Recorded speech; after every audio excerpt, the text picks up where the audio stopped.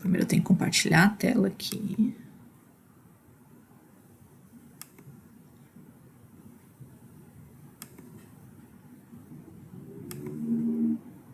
Agora foi.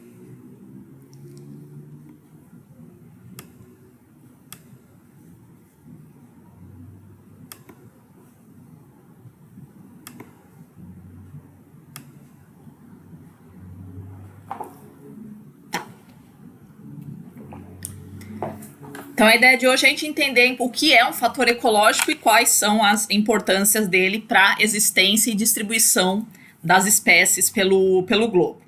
Tá? Mas primeiro a gente vai fazer uma introduçãozinha à ciência da ecologia. O que a gente observa, se você for estudar a vida no planeta, é que sempre você vai ter que você tem uma sucessão de estágios de organização do meio biofísico para a configuração. Tá gravando já, querida. Ainda bem, obrigada por me lembrar.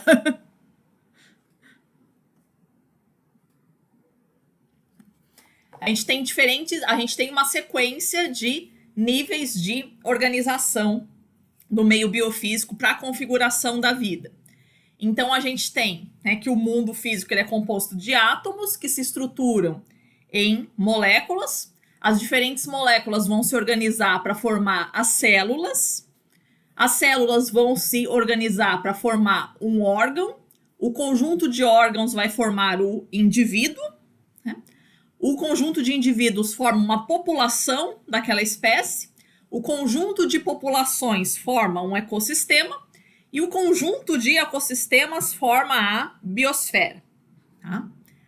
Quando a gente está falando da ciência da ecologia, quem que vai ser o objeto de estudo dela? Essas partes aí que estão grifadas em amarelo. Então, as populações, os ecossistemas e a biosfera como um todo. Por quê?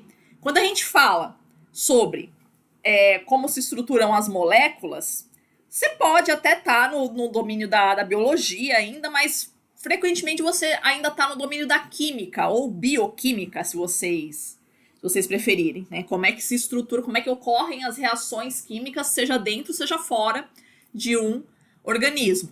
Quando você passa para a célula, que é a menor unidade de vida que nós conhecemos, né? Que é essa capacidade de se reproduzir, aí você já sai do domínio da química e você entra no domínio da biologia. Então, as células, o órgão e o indivíduo, né, um único indivíduo de uma espécie, aí você vai ser como objeto de estudo da biologia, especificamente. Tá? A ecologia vai ser uma outra ciência que é subsidiária da biologia. Tem alguém me chamando? Eita, começou a ventar. Daqui a pouco a telha vai embora aqui em casa.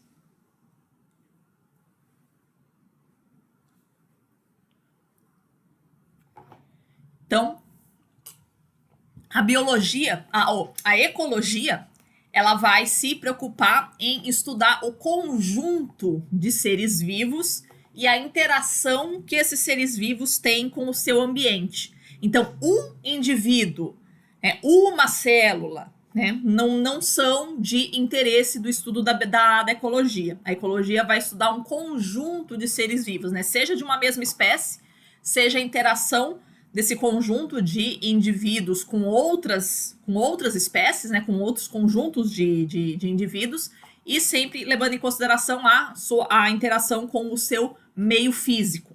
Tá? Então, como é que as diferentes formas de vida de um ambiente vão se estruturar? Com as rochas, com a água, com a atmosfera. Tá? Então, isso é que vai ser o objeto de estudo da ecologia. Então, a definição que o Dajós traz para a gente de ecologia vai ser a ciência que estuda as condições de existência dos seres vivos e as interações de qualquer natureza existentes entre esses seres vivos e seu meio. Tá? Então, é essa... Oi, fala. Desculpa, não está aparecendo os slides, está aparecendo só a professora. Oxi!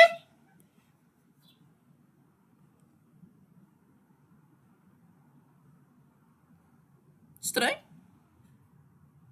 Tava aparecendo antes, aí agora Nossa. Saiu. Ai, que bom que vocês me avisaram. Aê, agora sim. Aham, beleza.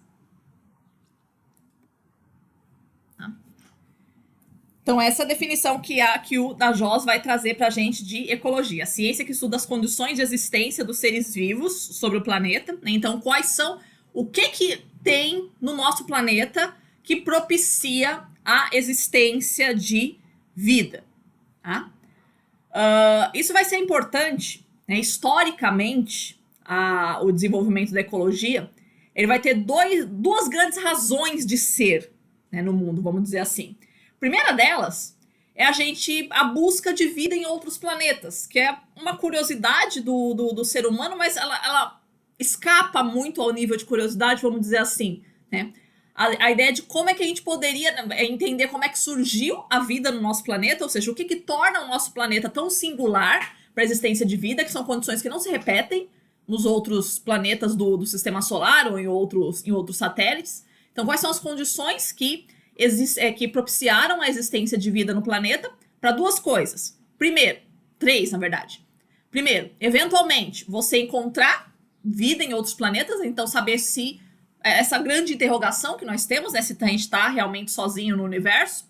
Segunda, você sabendo as condições que propiciaram a vida no planeta, saber se essas condições são reprodutíveis em outros planetas, ou seja, se a civilização humana terá condições de colonizar outros planetas ou outros satélites, colocar vida na Lua, colocar vida em Marte, ou whatever que a gente conseguir imaginar. Então, a gente precisaria conhecer quais são as condições básicas que propiciaram a existência de vida na Terra para ver se isso é uma coisa reprodutível. Tá? E uma coisa um pouco mais palpável, historicamente aconteceu também, foi durante o período da Guerra Fria.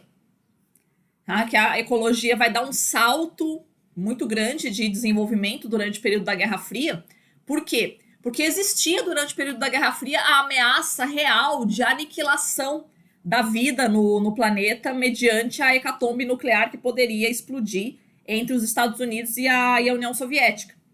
Então, diante desse medo de que a gente poderia aniquilar a vida no planeta, também estudando quais são as condições que propiciaram a vida no planeta, como é que a gente poderia recriar isso depois? Né? Uma vez acontecida a tragédia, como que a gente poderia repovoar o planeta Terra? Então, quais as condições que a gente deveria recriar no planeta para que ele fosse capaz de abrigar a vida novamente? Então, essa é a importância fundamental da ciência da ecologia. Então, a gente entendendo quais as condições que propiciaram a vida no planeta, a gente poderia, vamos dizer assim, né, bem entre aspas, brincar de Deus, né? Conseguir refazer as condições de vida que seja no nosso planeta, seja em outros planetas. Tá? Coloquei aí em grego os caracteres que formam a palavra oikos logos, né, que seria o equivalente grego para a palavra de ecologia. Tá? Então, o que vai significar ecologia literalmente? Oikos é a casa, logos, ciência, estudo, conhecimento. Então, literalmente, ecologia é a ciência da casa. Vai também na linha da palavra economia também. Então, são as leis da casa, né, que significa a palavra economia. As duas têm a mesma raiz. Então, o que vai significar literalmente a ciência da ecologia? É a ciência que estuda o habitat, a nossa casa, né, o ambiente em que nós vivemos. Tá? Em termos de desenvolvimento da ciência, a ecologia historicamente sempre padeceu e ela sempre vai padecer de uma grande dificuldade, que é a diferença que a gente observa entre o comportamento de uma espécie ou até de mini ecossistemas que você consiga recriar em laboratório e o que acontece realmente no mundo real.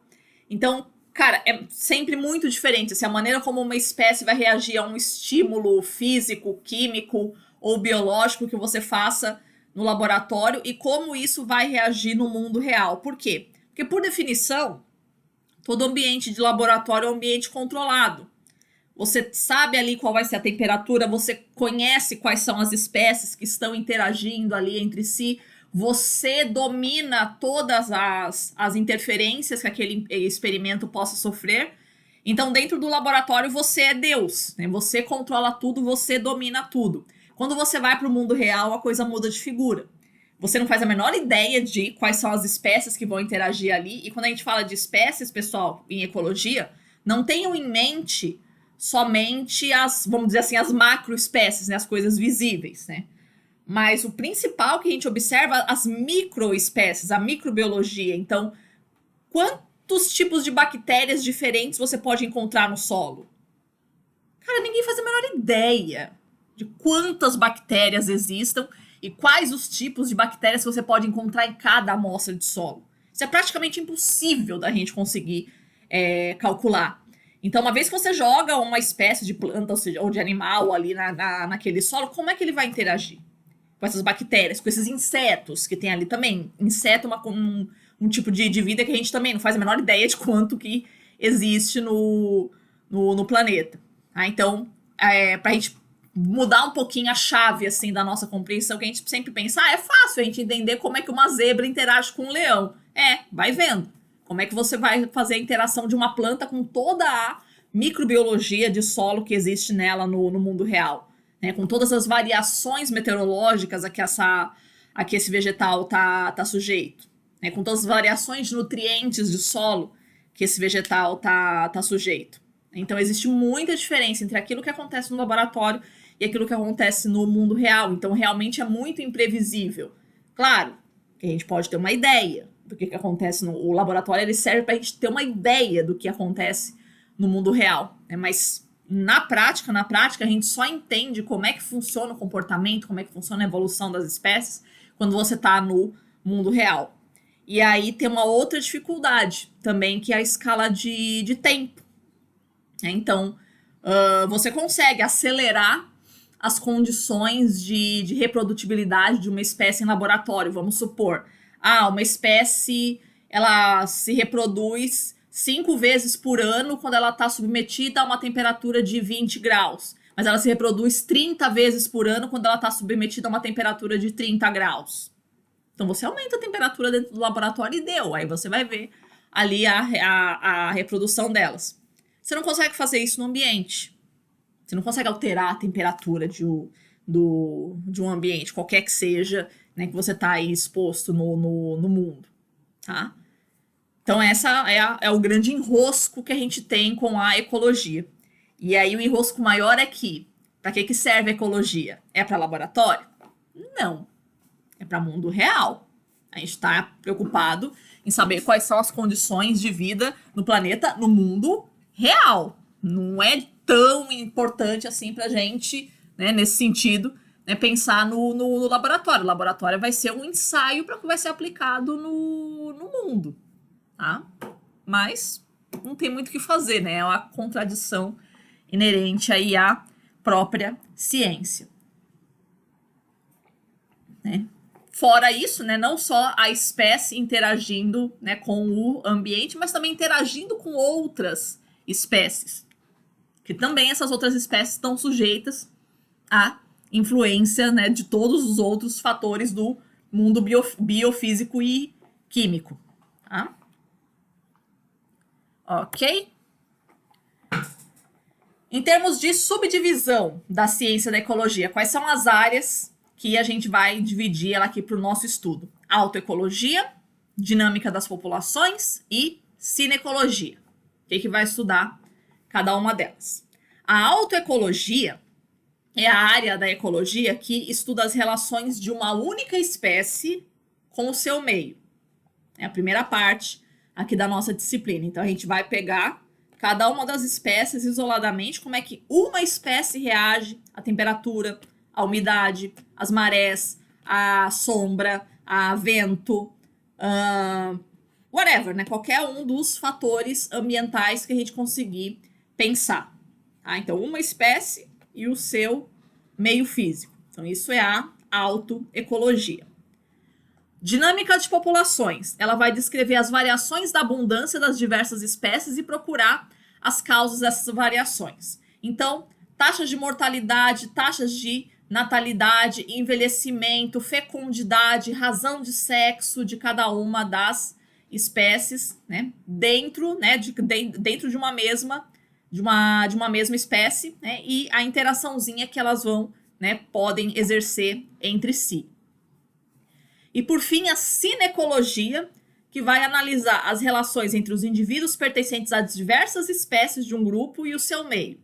Então, a cinecologia a gente poderia dizer que é a ecologia propriamente dita, ou seja, como é que as diferentes espécies interagem entre si, quais as ações e reações que elas vão produzir entre si, e como é que o meio físico vai interferir e ser interferido pela presença dessas espécies. Isso é importante também, a gente às vezes esquece isso, né? A gente pensa que somente o meio físico é que vai interferir sobre as espécies, mas não. As espécies interferem também sobre o meio físico. As espécies sofrem uma ação do meio físico, mas elas também sofrem uma reação. Ou exercem uma reação, quer dizer. Um grande exemplo que a gente poderia citar na história de vida da Terra é a própria existência de oxigênio na nossa atmosfera. Originalmente a gente não tinha, era um ambiente sem oxigênio. Foi o surgimento da vida fotossintetizante que produziu o oxigênio sobre o nosso planeta. Então fica aquele problema do ovo e da galinha, né? O oxigênio, ele é necessário para a vida ou foi a vida que produziu o oxigênio? Ok? Então essas são as 3 áreas que nós temos para a ciência da ecologia. Então, retomando mais um pouquinho sobre as dificuldades históricas que a ecologia enfrentou no seu desenvolvimento. Primeira delas, a necessidade de generalização das conclusões que a gente estabelece. Então, volta àquela discussãozinha que a gente estava fazendo agora há pouco sobre a diferença que a gente tem entre o laboratório e o mundo real. Então, no laboratório, eu estou trabalhando com uma cultura de bactérias. Como é que eu vou saber se essa cultura de bactérias, se o comportamento que eu identifiquei na minha cultura de bactérias, primeiro, se ele é exclusivo daquela minha cultura, daquela condição que eu estabeleci no laboratório, ou se eu posso extrapolar ele para toda essa espécie de bactérias, tá? Se eu posso realmente supor que é aqui no mundo real, aquele grupo de indivíduos, todos eles vão se comportar da forma como está previsto ali no meu experimento, tá?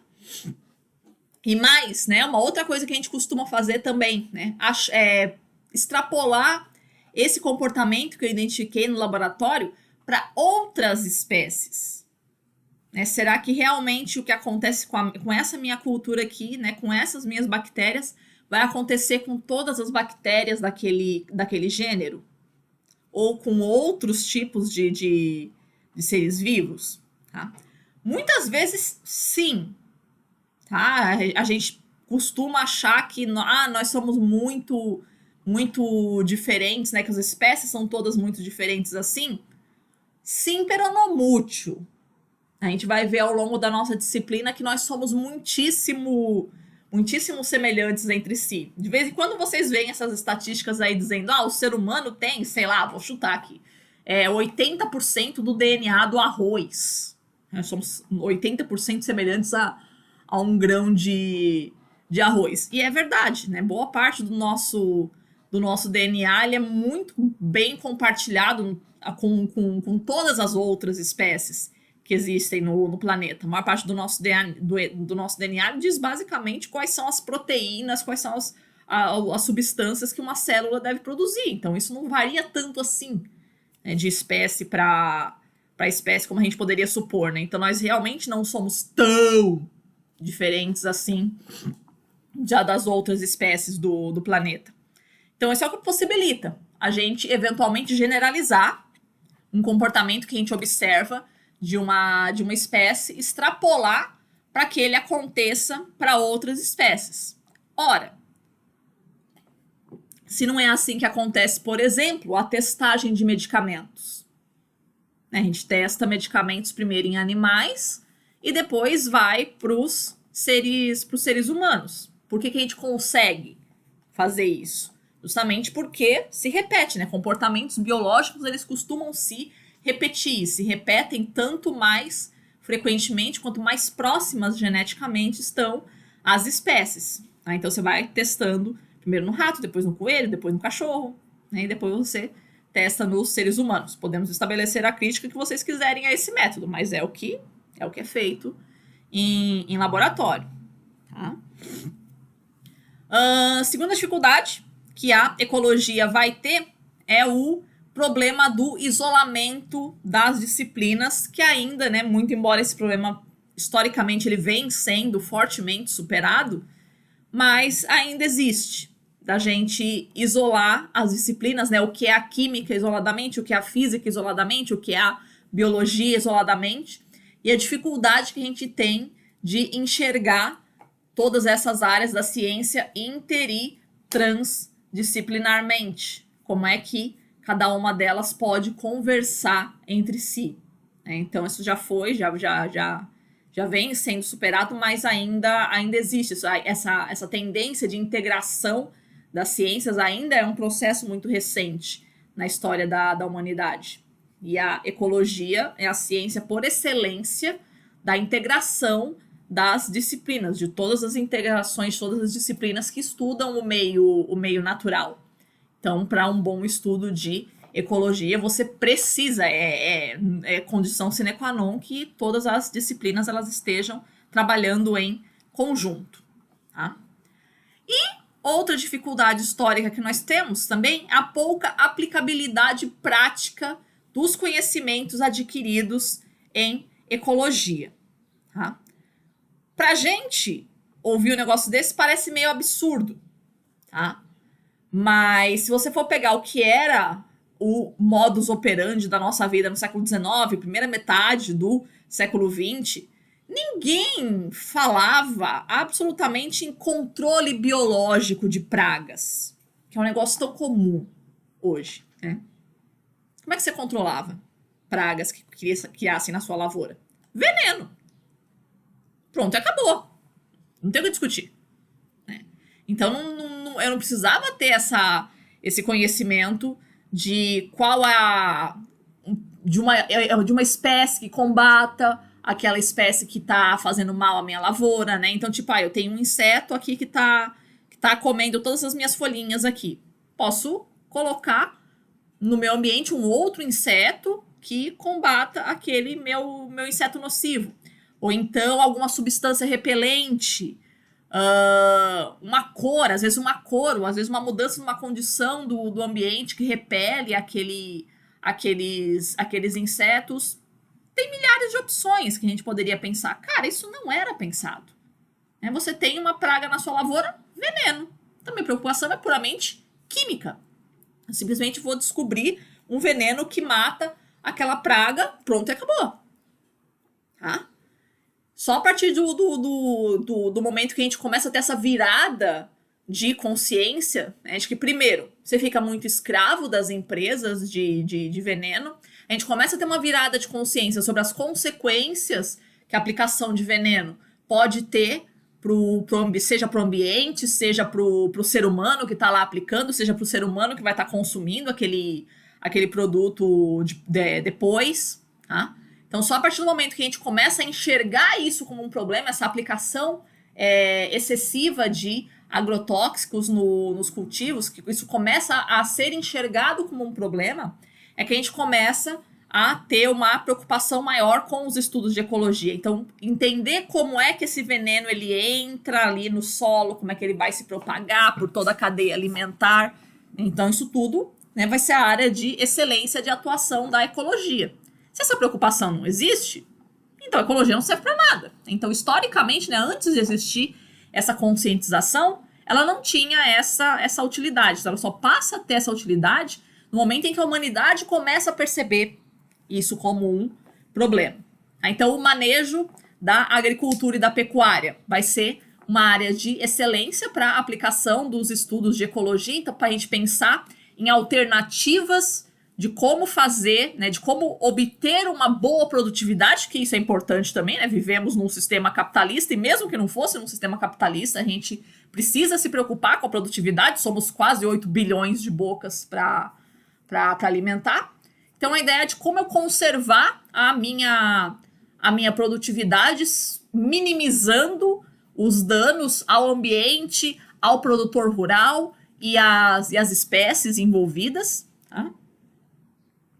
Outra questão importante também, o manejo das reservas naturais, então cada vez mais se expandindo essa noção da necessidade de conservação de reservas, seja para preservação biológica, seja para preservação de fontes de água, principalmente próximo das áreas urbanas, que é um problema terrível que a humanidade enfrenta. Então, as zonas urbanas crescendo cada vez mais, a população aumentando. Então, como garantir água, e principalmente água de boa qualidade, e principalmente água de boa qualidade a baixo custo? Como é que a gente vai poder garantir isso para essas populações? Tem que ter uma reserva de água preservada perto das cidades. Então, pode reparar, todas as grandes metrópoles que você for pensar, tem que ter alguma reserva florestal ali perto de onde vem a água, ou a maior parte dela, que é consumida naquela cidade. Tá? Aqui para Florianópolis, a gente tem toda essa área ali da Serra do Tabuleiro, que vai ser a grande abastecedora aí da grande Florianópolis. Então, você precisa ter essa área preservada para mandar para a cidade. Para o Rio de Janeiro, desde do Império, Dom Pedro II, ele também fez aquele reflorestamento ali da Floresta da Tijuca, também com esse intuito, né, de preservar as fontes de água da cidade. Em São Paulo, a gente tem o exemplo da Serra da Cantareira, que também era fazenda, mesma história do Rio de Janeiro, né? Você tem, era fazenda e foi desapropriado para poder fazer reflorestamento, para depois ter a produção de água, mas mesmo assim não é suficiente, né? Vocês veem isso no noticiário de vez em quando. Então a gente vai buscando águas de fontes cada vez mais distantes. Tem zonas da cidade de São Paulo que são abastecidas com água proveniente do estado de Minas Gerais. A gente vai trazendo, né, por ver uma série de um sistema todo de represas que conecta lá desde o do sul de Minas, trazendo para a região metropolitana de São Paulo. Algumas centenas de quilômetros separam as fontes de água do consumidor final. Eu lembro disso, que foi o trabalho que eu fiz na disciplina de hidrografia quando eu estava na graduação. Mas a ideia é essa. Então, cada vez mais a gente vai tendo que buscar água mais distante. Por quê? Porque você tem uma região metropolitana imensa, né, em total desequilíbrio com o seu ambiente. A gente diz que as paisagens, elas podem ser divididas em paisagens, as paisagens antropizadas, no caso, elas podem ser divididas em paisagens importadoras de matéria e de energia e paisagens exportadoras de matéria e de energia. Então, as grandes metrópoles, elas têm essa característica de serem paisagens grandemente importadoras de matéria e de energia, já que elas não dão conta de produzir tudo que elas necessitam. Então, o manejo das reservas não é uma preocupação puramente com as espécies, é uma preocupação, é uma preocupação antropocêntrica mesmo, né? Como é que a gente vai desenvolver as nossas atividades, né, com os recursos de que a gente necessita, sendo a água o principal deles. Tá?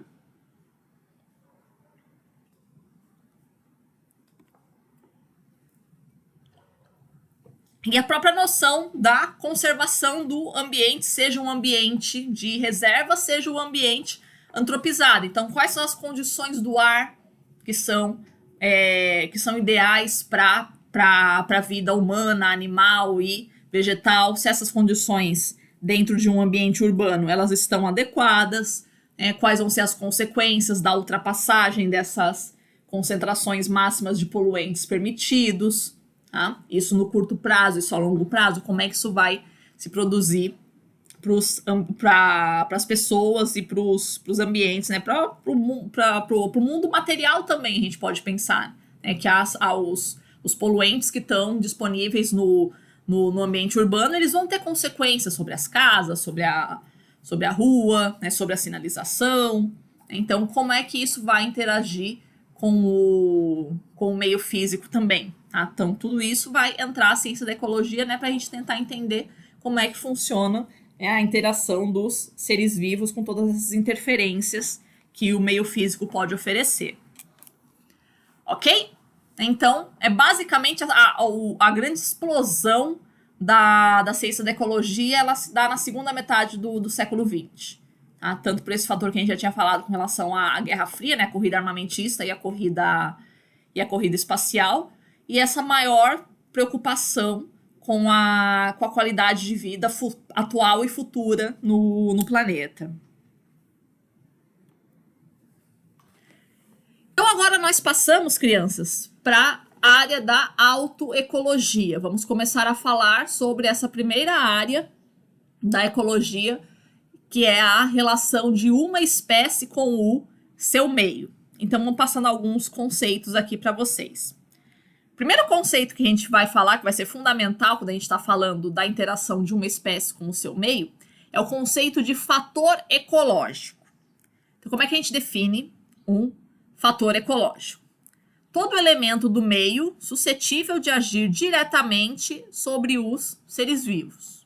Um negócio meio genérico, mas é essa a ideia mesmo. Então, qualquer coisa que exista no ambiente que é capaz de interferir sobre os seres vivos diretamente. E o que a gente vai definir como uma interferência sobre os seres vivos? Provocando eliminação, ou seja, que condiciona a existência ou inexistência de uma espécie numa área, mudanças nas taxas de mortalidade, natalidade e de migração, ou seja, que vai produzir alguma mudança no total de população, no número de indivíduos dessa população e nas perspectivas, né, de aumento ou diminuição dessa população, ou favorecendo modificações adaptativas, ou seja, alguma coisa que tem no ambiente que uma espécie, se for ficar ali, ela vai ter que desenvolver algum tipo de adaptação, seja morfológica, seja fisiológica, a existência daquele fator. Tá? Então, de forma bem genérica, é isso, né? Qualquer elemento que está disponível no ambiente que produza algum tipo de impacto sobre os seres vivos presentes ali, ou potencialmente presentes ali. Tá? Dentro do fator ecológico, a gente vai ter a chamada lei do mínimo, que ela foi estabelecida no século XIX. Tá? Enuncia-se da seguinte forma: o crescimento dos vegetais é limitado pelo elemento cuja concentração é inferior a um valor mínimo, abaixo do qual as sínteses não podem mais fazer-se. Tá? Então, a lei do mínimo ela foi estabelecida primeiro para vegetais, mas a gente vai ver que ela vai valer para todos os seres vivos, né, de uma outra, né, enunciada de uma outra forma. Então, qual é a ideia? Não interessa a quantidade e a diversidade de nutrientes que o seu solo tenha. Se estiver faltando um elemento que é necessário para o crescimento daquela planta, ela não vai crescer. Tá todo o resto adequado. Tem nitrogênio, tem potássio, tem cálcio, tem enxofre, mas tá um pouquinho abaixo ali o mínimo de magnésio. Já era. Não vai crescer. Não interessa se todo o resto tá adequado, se um tá faltando, não adianta, que você não vai ter a presença daquela espécie. Então daí a gente vê a dificuldade, né, da ciência da ecologia. Primeiro, descobrir qual é esse elemento que está faltando, né? Descobrir qual é a quantidade, né, necessária. E a importância também da gente ter esse conhecimento holístico sobre as interferências que acontecem na espécie. Então, tipo, tem que realmente ter as condições perfeitas, ideais, para a existência daquela espécie. Uma coisinha só que falta, já era, né? A espécie não vai aparecer ali, ou pelo menos não vai aparecer nas suas condições plenas, né, de desenvolvimento. Pode ser uma espécie rara, ela pode ser ter ser produzida uma adaptação morfológica, né, que no limite vai levar à evolução das espécies, que a gente vai ver lá pro final do nosso curso, tá? Então, essa foi uma lei que foi estabelecida no século XIX para o funcionamento dos vegetais e a sua relação com os nutrientes do solo. Mas isso a gente pode, esse mesmo raciocínio, a gente pode extrapolar para todos os outros fatores do ambiente, para todas as outras formas de vida que você tem no planeta. Aí a gente vai ampliar, em vez de falar de lei do mínimo, a gente vai falar de fator limitante. Então, vai agir como fator limitante a temperatura, a umidade, toda a gama de nutrientes do solo, a composição atmosférica, a presença ou ausência de determinadas espécies. Tá? Então, para tudo na natureza, tem que se oferecer para a presença de uma espécie todas aquelas condições necessárias. Se tiver faltando uma dessas condições necessárias, a espécie não vai ocorrer ali. Tá? É isso que vai significar o fator limitante. Então, vamos supor. Né? Ou eventualmente, a presença. Né? Então, uma bactéria, né? Tipo as bactérias que vivem ali no estômago dos ruminantes. A gente vai falar bastante delas aí ao longo da disciplina. As bactérias que existem ali no estômago dos ruminantes, elas não conseguem viver se o ambiente tiver oxigênio. Tá? Ou as espécies fotossintetizantes, elas não vão conseguir viver se existir as espécies fotossintetizantes respirantes, vamos chamar assim, elas não vão conseguir viver se num ambiente que não tenha oxigênio. Então a gente vai, né, dizer aí que esse é o fator limitante. Tá? Para cada espécie, você vai ter sempre o valor mínimo e também o valor máximo que aquele fator ecológico pode aparecer naquele ambiente para que ela se posicione. Tá? Da seguinte forma, assim, ó, mais ou menos assim que funciona o diagrama. Então, a gente pode observar aqui, a gente sempre tem, então, um valor mínimo e um valor máximo de qualquer fator. Temperatura, nutrientes, umidade, precipitação, tá?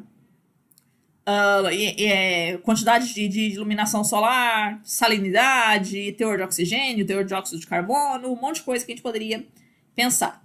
Então, com menos do que isso, do que o mínimo necessário àquela espécie não vai ocorrer naquela área.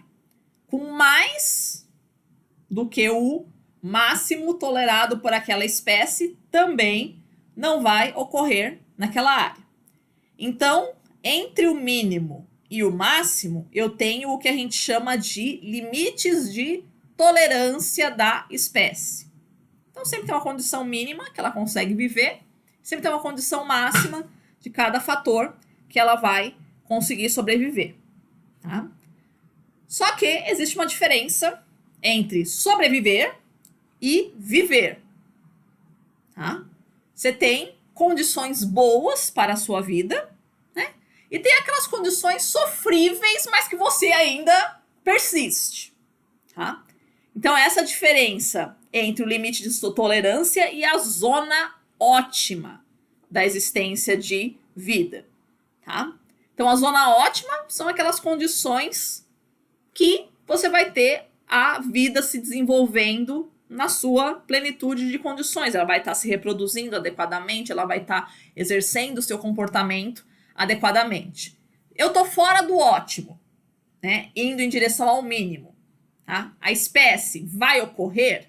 Vai, só que menos. Né? A gente vai ter uma espécie dita rara naquele ambiente. Mesma coisa quando eu estou saindo da zona ótima, indo em direção ao máximo. Vai ter ainda aquela meia dúzia de gato pingado ali naquele ambiente, né? Vivendo sob estresse, né? Não conseguindo se reproduzir adequadamente, não conseguindo se alimentar adequadamente, mas ainda está vivo, ainda tem a presença daquela espécie ali. Mas é rara, né? Uma quantidade de indivíduos vai ser menor. Certo? Então, essa diferença entre viver e sobreviver, né? A vida boa, está na zona ótima, e a vida tolerável, né, fora da zona ótima, em direção ao mínimo ou ao máximo.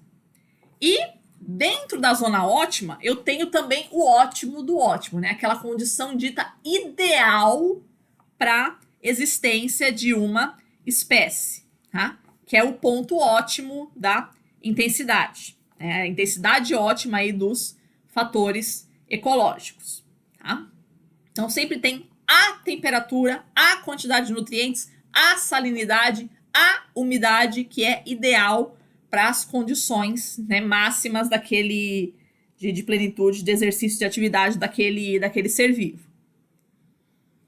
Cuidado, que não tem nada a ver a condição ótima, o ponto ótimo estar no meio da zona ótima, ou então no meio entre o mínimo e o máximo. Nada a ver. Cada espécie é de um jeito. Eu posso ter que para uma espécie, o limite de tolerância da presença de magnésio no solo é de 20 gramas por metro cúbico de solo, de 20 a 40, vamos supor. Essa espécie ela vive aqui se tiver de 20 a 40 gramas de magnésio por metro cúbico de solo. Mas o ponto ótimo dela é 22. Tá? Não tem que ser no meio. Tá? E não tem que ser do meio para o mais, do meio para o menos. Não. Cada espécie é de um jeito. Essa que é a desgraça do estudo da ecologia. Vocês vão observar bem isso. Cada espécie é de um jeito. Ninguém tem, não dá para a gente estabelecer como uma regra, tem que estar perto do mínimo, tem que estar perto do máximo, não. O ponto ótimo, ele tá dentro da zona ótima. Isso é um pouco óbvio. Mas não tem relação de ter que estar no meio, ou ter que estar mais próximo do mínimo, ter que estar mais próximo do máximo. Tá? Isso é interessante quando você está, né, fazendo horta com as crianças, que a gente pensa que quanto mais fertilizante você coloca na terra, melhor. Aí a criança pega e bota um monte de fertilizante ali seja orgânico, seja químico, whatever. Ela bota um monte ali na terra que ela pensa, quanto mais fertilizante você coloca na terra, melhor. Não. Assim como a espécie tem o mínimo necessário, ela tem o máximo também necessário de nutrientes que ela consegue absorver. Você coloca muito, ela também não vai sobreviver, tá? Como dizia Aristóteles, né? Como já dizia Aristóteles, o segredo está na moderação. Tá? Então, a virtude está na moderação. Então, é aí que a gente vai conseguir encontrar o ponto ideal aí, entre a virtude e o vício. Certo? Então, é isso que a gente chama de limite de tolerância de uma espécie. Cara, isso daqui, bicho, é super de utilidade na agronomia, por exemplo. Tá? Todas as ciências agrárias, para a gente entender qual é o ponto ideal de produtividade de uma espécie, seja vegetal, seja animal, e eu consigo, né, num laboratório ou num ambiente controlado ali da produção, se eu mantiver a condição ideal, eu vou ter a produção ideal de leite. Tem as minhas vacas leiteiras ali, eu sei, essa vaca ela tem a produção máxima de leite sob tal condição de temperatura, sob tal condição de umidade. Então, mantenho elas ali sob essas condições ideais, aí eu consigo extrair delas o máximo possível de leite. Então, para produtor rural, esse conhecimento é mais do que fundamental. Tá? Tranquilo até aqui? Vamos seguindo. Tá? Outra desgraça que vai acontecer também para dificultar os nossos estudos é que um fator limitante, ele estando próximo do limite, ele pode interferir no desempenho de outros fatores também. Vamos pensar assim. Uma coisa que acontece muito com o ser humano, acho que a gente pode estabelecer esse paralelo, né? A nossa principal fonte com todos os outros animais aí dá pra gente estabelecer esse raciocínio também, né? Nossa principal fonte de energia são os açúcares, né? É a glicose. A hora que começa a faltar a glicose, o corpo começa a queimar gordura, que acontece, por exemplo, o processo de emagrecimento. Então, na hora que começa a faltar uma substância, o corpo produz adaptações de metabolismo para usar outra substância. Tá? Então, você tendo um fator ecológico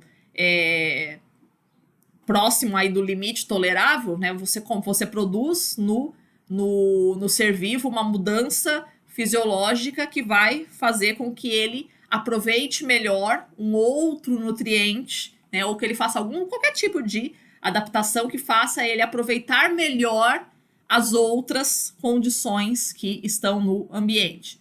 Começa a faltar água, ele produz, né, modificações adaptativas, adaptações fisiológicas para economizar água ou para usar essa água mais racionalmente. Isso a gente vai ver na próxima aula também.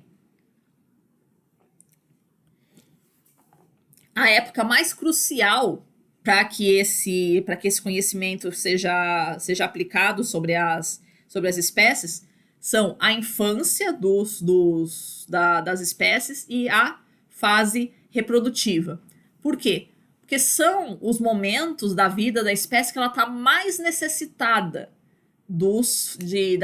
de receber os fatores do ambiente. Na época de reprodução das espécies, é a época que você tem o maior consumo de nutrientes, né? E a infância das espécies também é a época que você tem o maior consumo e, vamos dizer assim, a menor devolutiva uma menor reação, vamos dizer assim, do ambiente, do ser vivo em relação ao ambiente. Então, a espécie, quando ela está crescendo, ela vai muito mais, uma planta, quando ela está crescendo, ela vai muito mais consumir nutrientes do solo ou do ar, tá? Do que devolver esses nutrientes ao ambiente, tá? Então, ela é uma grande consumidora, ela vai realmente sugar muita coisa do ambiente quando ela está na fase reprodutiva ou na fase de crescimento, na juventude dela. Tá? Então, justamente nessa época que ela está mais necessitada dos fatores do ambiente, é a época que ela vai ser mais vulnerável a morrer ou a desaparecer, né, se esses fatores forem mexidos. É por isso, por exemplo, que você tem, né, tanta regulação dos períodos de pesca. Então, na época reprodutiva, você não pode mexer ali naquela espécie, você não pode mexer naquele ambiente, porque, né, as espécies elas estão exigindo muito daquele ambiente. Tá? Ocorre uma coisa estranha também, mas bem louca pra gente entender, né, como é que a vida é um negócio bem maluco no planeta. Um negócio que a gente chama de compensação de fatores. Um pouquinho na linha do que a gente estava falando, se eu não tenho glicose, eu vou buscar gordura, né? Então, a maneira como as espécies dão seus pulos, dão seu jeito de produzir modificações sobre os seus corpos ou sobre a espécie como um todo, para se adaptar a essas novas condições. Então, tipo, você pode ter aquele primeiro impacto, assim, eu mudei a composição do solo, eu mudei a composição da atmosfera, eu mudei o teor de umidade daquela região, eu mudei a temperatura. Sim, num primeiro momento, isso vai ser um choque para aquela espécie. Você vai ter aquele primeiro impacto, muita gente vai morrer, né? Muita gente vai migrar, mas isso sendo mantido sobre um prazo mais longo, né? Você vai produzindo as chamadas modificações adaptativas. Tá? Então, como é que vão ser essas adaptações, das espécies para o ambiente? Ou a migração, né, ou ela vai simplesmente abandonar aquela área, uma vez que não ofereça mais condições. Né? A gente tem a chamada aclimatação fisiológica, que é a modificação da fisiologia para se adaptar àquele ambiente, então conseguir tolerar melhor a variação de temperatura, conseguir tolerar melhor a variação de umidade. Então, o organismo ele começa a trabalhar, vamos dizer assim, no modo econômico. Ah, tem pouca água, então eu vou entrar no modo econômico, eu vou conseguir utilizar mais racionalmente essa água, não vou desperdiçar essa água. É o que acontece, por exemplo, com as plantas de deserto. Tá? Vocês que foram bons alunos de biologia na escola, vocês se lembram que as células vegetais elas têm uma organela chamada de estômato. Né? O que é o estômato? São aberturas por onde ocorrem as trocas gasosas nas espécies. Né?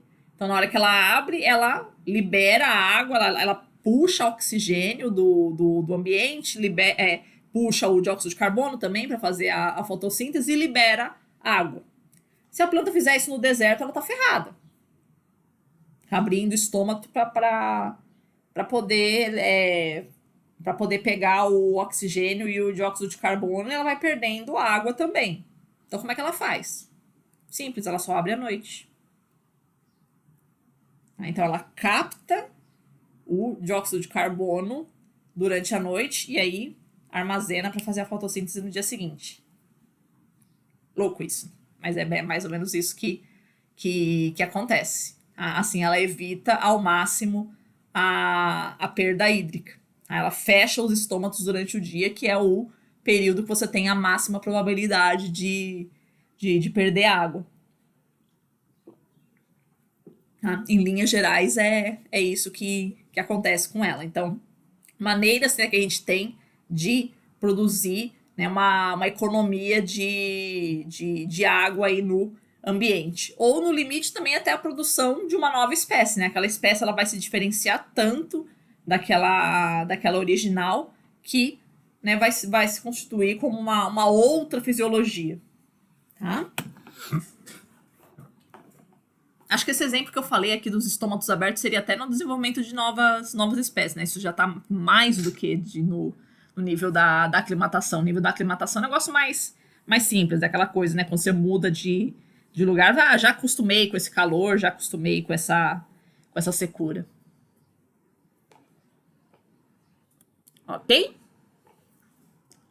Agora a noção de valência ecológica.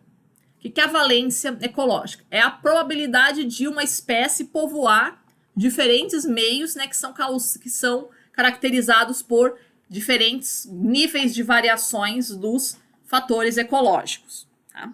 Então, existem ambientes, existem condições na Terra, nos diferentes ambientes da Terra, que variam muito. Existem condições nos diferentes ambientes da Terra que variam pouco. Tá? Então, espécies que toleram, existem então as espécies que toleram grandes níveis de variações de cada um desses fatores e existem as espécies que são menos tolerantes às diferentes variações que ocorrerem nesse ambiente. Então, essa é a noção de valência ecológica. O quão tolerante você é às variações que podem ocorrer nos diferentes fatores do ambiente. Tá? Então, eu digo que uma espécie é estenoécia quando ela tem uma pequena valência ecológica, ou seja, ela é pouco tolerante às variações que podem ocorrer no ambiente. Então, esteno, né, significa pouco. E aí você pode colocar o prefixo esteno para os diferentes fatores ecológicos. Então, uma espécie estenotérmica. O que significa isso? Ela é pouco tolerante às variações de temperatura. Uma espécie estenoalina é uma espécie pouco tolerante às variações de salinidade. Tá? E uma espécie estenófaga é uma espécie pouco tolerante a mudanças nos seus hábitos alimentares, tá? Que ela tem, né, pouca diversidade de alimentos. Coincidentemente, eu tô falando aqui, tô olhando diretamente aqui para um bem-te-vi lindo que acabou de pousar aqui no poste. O bem-te-vi não é uma espécie esteno, é uma espécie euri. Ela é bem adaptada. Vamos falar aqui agora. As espécies de grande valência, né? As espécies que têm, né, maiores possibilidades de adaptação, que elas toleram muito mais as variações no ambiente. Tá? São as espécies chamadas de euriécias. Então, euri, né, que é grande. Então, euritérmica, a espécie que tolera grandes variações de temperatura. Espécie eurialina, a espécie que tolera grandes variações de salinidade. Espécie eurífaga, é a espécie que tolera variações na sua alimentação, tem um hábito alimentar muito diverso. Por isso eu estava falando do bem-te-vi ali. Eu digo que ele é meu melhor amigo porque ele come baratas. E ele come um monte de lixo que se encontra aí no ambiente urbano. Então é por isso que os bem-te-vi são tão frequentes no ambiente urbano. O bem-te-vi come tudo que encontra. Tá? Então o bem-te-vi poderia ser dito como uma espécie eurífaga, né, que tem uma grande diversidade do seu... o bem-te-vi é isso mesmo. Tava confundindo, é o bem-te-vi mesmo. Então, esse bem-te-vi é uma espécie eurífaga, porque ele tem uma grande diversidade do seu hábito alimentar. Tá? Via de regra, né, a gente pode dizer a seguinte regra, assim: quanto mais pendendo para o euri for uma espécie, melhores as suas condições de sobrevivência no planeta. Tá? Por um motivo muito simples. Esse planeta é muito mutável. Tá? Os continentes estão sempre se mexendo, então aparece oceano, desaparece oceano. De vez em quando a gente toma uma porrada de algum meteoro que cai aí do ambiente, produzindo uma extinção em massa. Mudanças climáticas são muito, muito frequentes. Então, esse planeta ele é muito instável. Tá? Então, uma espécie, se ela quiser efetivamente permanecer nesse planeta, ela tem que estar o tempo todo se modificando, o tempo todo se reinventando, né, para conseguir se manter. Tá? Então, quanto maior a sua valência ecológica, maior a sua probabilidade de sobrevivência e de colonização de outros ambientes. Né? Uma vez destruído o seu ambiente, né, se você é uma espécie tolerante a variações, você consegue colonizar outros ambientes. Tá? Então, essa é a ideia de valência ecológica. Ela é uma medida do quão adaptável é uma espécie às diferentes condições do ambiente e às possíveis mudanças que esse ambiente pode enfrentar. Tá? É uma medida da probabilidade de sobrevivência de uma espécie no ambiente. Tá? As espécies que povoam grandes áreas do planeta são chamadas espécies euritópicas. Elas costumam ser as espécies euriécias, ou seja, espécies que estão numa grande variedade de ambientes, elas costumam ser espécies que possuem uma diversidade de condições de tolerância. Enquanto que as espécies estenotópicas, ou seja, aquelas espécies que estão em poucos lugares do planeta, elas costumam ser estenoécias, ou seja, elas têm diferença, ela tem pouca tolerância às variações das condições do ambiente.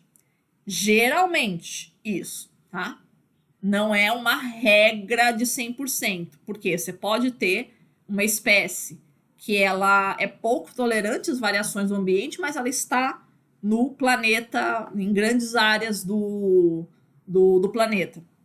O grande exemplo que a gente pode dar em ecologia sobre isso é a mosca doméstica. Então, a mosca doméstica ela vive sob uma condição de temperatura elevada. Tá? Mas existe mosca doméstica nos polos. Como é possível isso? Simples, porque ela é doméstica. Ela está dentro das casas. As casas no seu interior não são geladas, mesmo nos polos. As pessoas sempre dão um jeito de fazer a sua casa ficar mais quentinha. Né? Então, né, um animal que ele gosta de temperaturas elevadas, Mas então, existe esses ambientes controlados, né, que são as casas humanas, pode ser considerado um laboratório, pode ser considerado um ambiente controlado. Então, esses ambientes controlados que estão disponíveis aí sobre extensas áreas do planeta, então você tem a probabilidade desse animal se instalar em diferentes áreas do planeta, porque tem essa condição estreita que ele vive, né? Essa condição de estreita de temperatura, só tolera uma temperatura elevada, não tolera temperaturas baixas, mas se eu tenho essas pequenas ilhas de temperaturas altas, que são as casas espalhadas pelo planeta inteiro, então eu vou conseguir sobreviver. Tá? Então é uma espécie estenoécia que é euritópica. Professora, muito nome para aprender. Vão se acostumando. Bem-vindos à biologia. Tá? É assim mesmo. Mas não é difícil, né? Vocês percebem, né? Vocês conseguem, quebrando a palavra, vocês conseguem entender o que ela significa. Agora, a classificação dos fatores ecológicos. Tá? Existe muita divergência dentro da ciência da ecologia sobre qual seria a classificação ideal. Aquele mesmo problema que a gente já discutiu em clima, né? O problema das classificações. Né? Qual é o critério que a gente utiliza para fazer uma classificação? Né? Então, não existe classificação correta e classificação incorreta. O que existe são as diferentes classificações que são adaptáveis aos diferentes critérios que, por sua vez, servem a diferentes finalidades para que aquela classificação vai ser utilizada. Tá? Então, a gente pode pensar em diferentes critérios que são utilizados para classificar os fatores ecológicos. A classificação tradicional de fatores ecológicos, a clássica, ela vai classificar os fatores em fatores abióticos e fatores bióticos. Como assim? Abióticos seriam os fatores do ambiente que não têm relação com os seres vivos. Seria o clima, o solo, a água, né, a existência de água e as propriedades da água, né, os gases que são dissolvidos na água, a salinidade daquela água. Tá? E os fatores bióticos são aqueles fatores relacionados às espécies propriamente. Então, as relações que as espécies estabelecem entre si. Mas tem um pequeno problema. Aí. Como assim? Quer dizer, fatores abióticos são aqueles fatores que não envolvem os seres vivos, são fatores puramente físicos. Se a própria composição da nossa atmosfera foi criada por seres vivos. Então, como dizer que os fatores do meio físico eles são isolados da existência de seres vivos no planeta? Então, é realmente complicado a gente separar, né, o que é um fator que depende de um ser vivo, que tem interferência no ser vivo e o que não tem. Ou isso contraria a própria essência da ecologia, né? A gente separar o que é vivo do que não é vivo. Até essa noção, hoje em dia, ela é meio questionada. Tá? O que é realmente, né, um ser que é vivo, um ser que não é vivo. No limite, você pensando, né, até em teorias que vão falar sobre se a própria Terra é um organismo vivo, mas sem entrar nesse mérito. Né? Até que ponto você pode dizer, né, qual é a fronteira? Onde é que eu posso dizer, aqui eu estou falando de um ser vivo, aqui eu estou falando apenas do ambiente? Né? É complicado a gente estabelecer essa fronteira. Né? E principalmente, né, uma coisa mais óbvia, se você for levar em consideração que os fatores biológicos eles vão interferir sobre os fatores abiológicos ou sobre os fatores abióticos. Né? Então, a presença de seres vivos, é um bem óbvio, vai alterar a temperatura daquele ambiente. Todo mundo já percebeu essa experiência, que uma sala lotada de gente é uma sala mais quente do que uma sala vazia. Então, a presença de seres vivos ali vai alterar as condições daquele ambiente. Uma sala cheia de gente vai ser uma sala mais úmida do que uma sala vazia, porque a gente está respirando, a gente está fornecendo umidade para o ambiente. Percebe? Então, não é um negócio simples você separar o que é um fator biológico do que é um fator físico. Os fatores biológicos, eles vão interferir sobre os fatores do meio físico, tá? Então, tem algumas classificações alternativas aí para a gente classificar os fatores ecológicos, tá? O Dajosa, ele traz para a gente os chamados fatores dependentes da densidade e fatores independentes da densidade.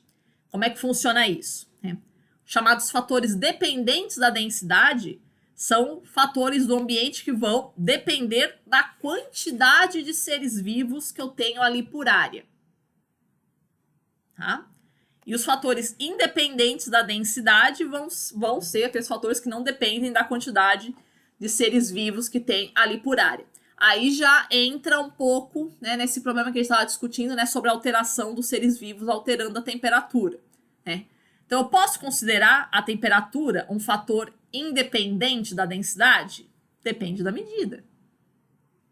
Tá? Porque a temperatura de um ambiente, ela pode sim ser dependente da densidade de seres que estão presentes ali naquele ambiente.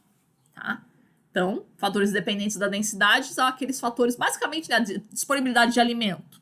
Disponibilidade de alimento é um fator claramente dependente da densidade. Quanto maior a quantidade de seres presentes nesse ambiente, né, maior o consumo de alimento que vai ter. Tá?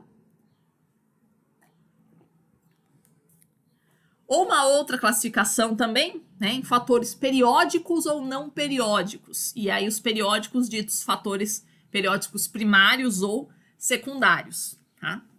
Como é que funciona essa classificação?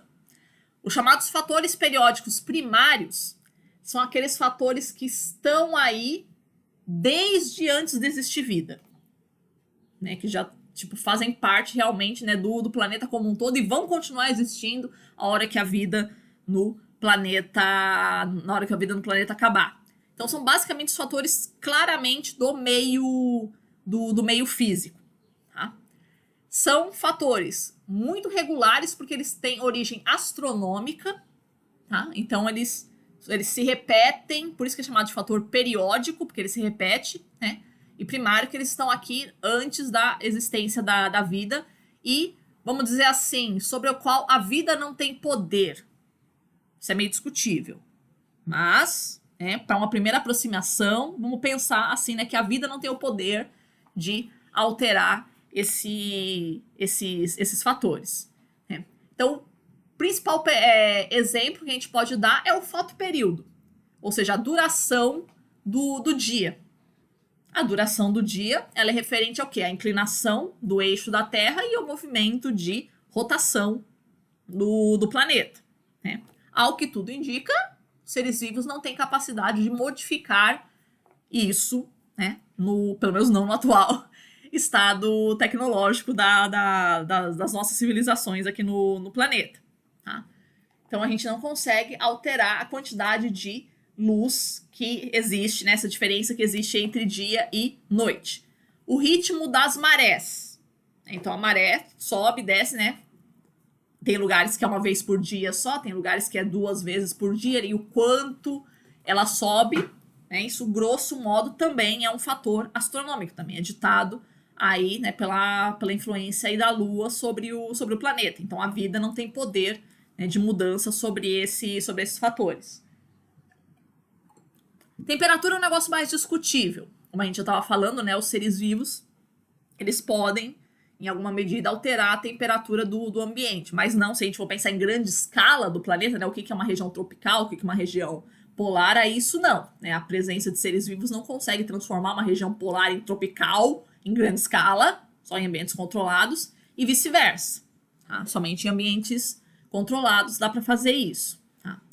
Então, os fatores periódicos primários são aqueles fatores a que toda a vida da Terra ela está adaptada e todas as formas de vida reagem a esses fatores aproximadamente da mesma maneira. Tá todo mundo muito bem, né, aclimatado a isso. Todas as espécies de de vida no ambiente tropical, vamos pensar, ela está acostumada a ter mais ou menos 12 horas de iluminação, 12 horas de noite, né? Ou algo próximo disso. Tá? Os fatores periódicos secundários. Eles se repetem, mas eles não se repetem tão regularmente assim, como, por exemplo, o fotoperíodo ou o ritmo das marés. Eles têm uma ciclicidade, mas essa ciclicidade ela pode falhar. Tá? Fatores periódicos secundários, eles são consequência dos fatores astronômicos, que são os fatores periódicos primários, tá? Mas você tem também a interferência de outros fatores sobre eles, então eles podem furar a tua expectativa, né? Um grande exemplo que nós poderíamos falar seria em relação à pluviosidade. Tá? Então você pensa no ambiente tropical. Existe uma época de chuva, existe uma época de seca. Quem é que governa essa época de chuva ou época de seca? Em larga medida é um fator astronômico. É o movimento aparente do Sol que vai dizer qual é a época de chuva e qual é a época de seca. Só que, às vezes, dá um pouquinho ruim, né? Às vezes a chuva atrasa, ou às vezes a chuva adianta um pouco, às vezes chove mais, às vezes chove menos. Dificilmente você vai ter realmente furando o esquema, né? A época que normalmente é seca ser chuvosa e a época que normalmente é chuvosa ser seca. Isso é bem pouco provável que aconteça. Mas, atrasar ou adiantar a época das chuvas, né? Aumentar a quantidade para mais ou para menos, isso acontece, tá? Então, eles são chamados fatores periódicos secundários, tá? Que a vida está adaptada a esse jogo dos fatores, ou seja, as espécies que a gente tem no Brasil tropical, elas estão adaptadas a ter um período de chuva e um período de seca, mas elas não são tão bem adaptadas assim à época que essa chuva vai atrasar ou vai adiantar. Eu faço uma reserva de água que é suficiente para 6 meses. Vamos supor, uma espécie que está submetida ali a tradicionais 6 meses de seca. Se der um ano que deu 9 meses de seca, essa espécie já vai sofrer. Ela não armazenou água suficiente.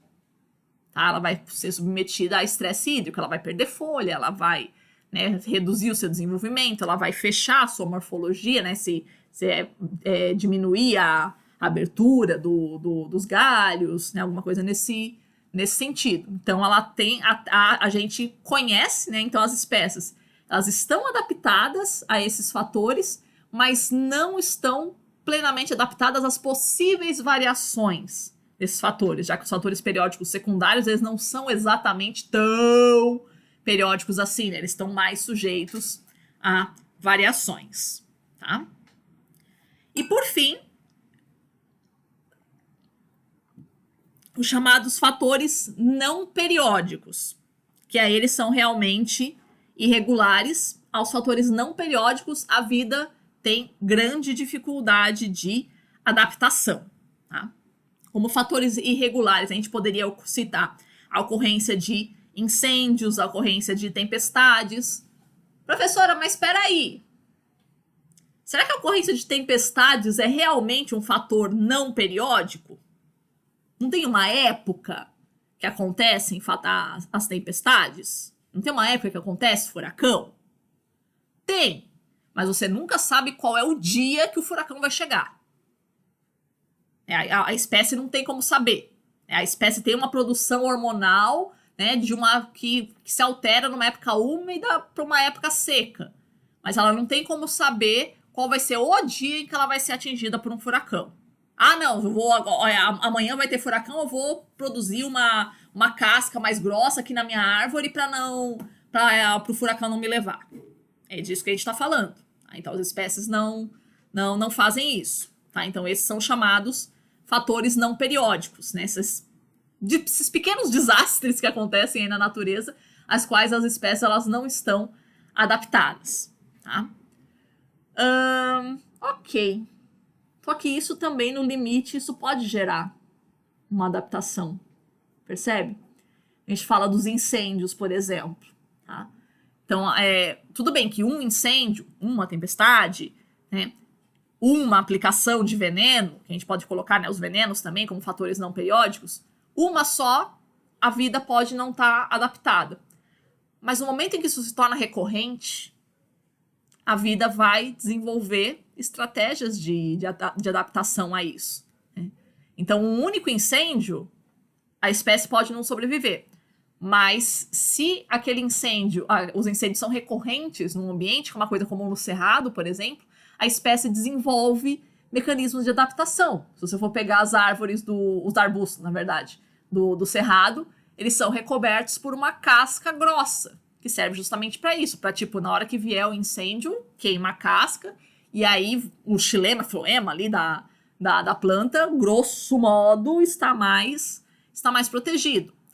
A aplicação de venenos, ou isso é o caso clássico aí dos antibióticos.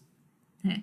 Então você vai aplicando veneno subsequentemente ali no cultivo, chega uma hora em que aquele inseto ou aquela bactéria que você queria matar, ela desenvolve a chamada resistência àquele agente do ambiente. E aí aquele veneno não serve mais, ele não faz mais o efeito, o antibiótico não faz mais o efeito, e aí entra naquele círculo vicioso, né? Eu tenho que produzir um veneno mais forte, tenho que produzir um antibiótico mais forte, né? Produzindo cada vez mais impacto sobre o ambiente. Daí a necessidade aí do estudo da ecologia para a gente desenvolver outras formas, né? De controlar as chamadas pragas agrícolas ou qualquer outro agente que produza a doença, seja no ambiente, seja no ser humano.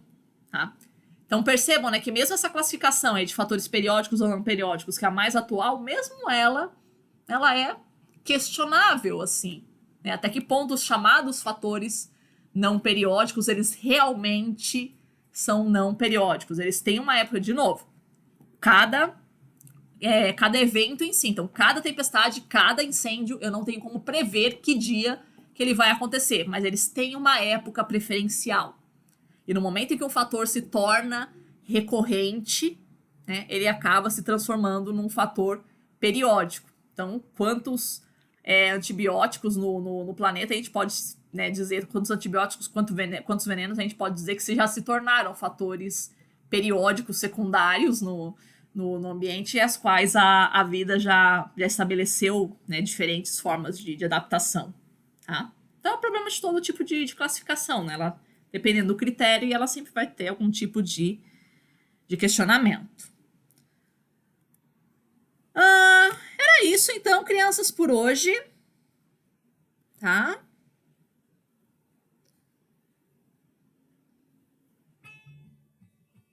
Vocês têm alguma questão?